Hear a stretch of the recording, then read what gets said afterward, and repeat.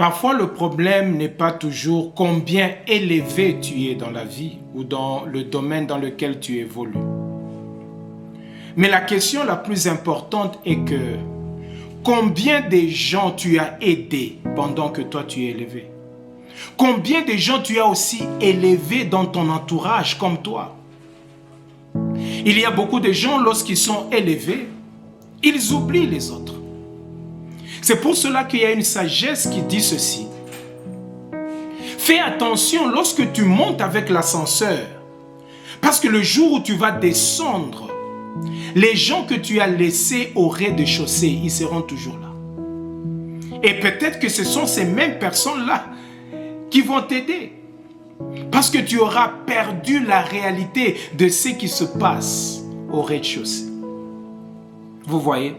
La Bible est en train de dire, je pense dans 1 Samuel 22, le 2e verset, la Bible nous parle en disant que lorsque David était en train de fuir Saül le roi, pendant sa fuite, il y a un groupe de gens qui étaient venus. Et parmi ce groupe-là, il y avait des gens qui étaient en détresse. Il y avait des gens qui avaient des dettes.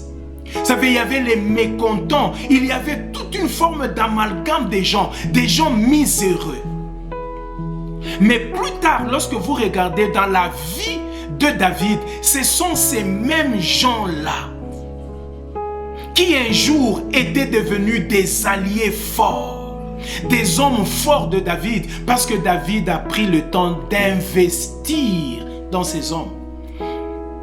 Donc combien de personnes est-ce que toi tu as investi?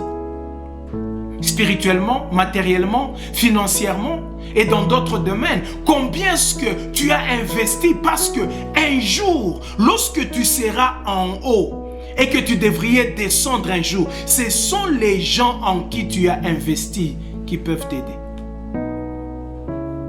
La vie est un test, c'est un test mes amis. Nous devons faire très attention.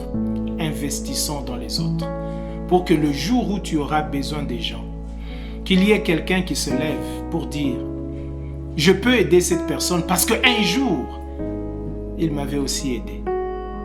Il avait investi en moi. Il m'avait aussi élevé. » Que Dieu te bénisse.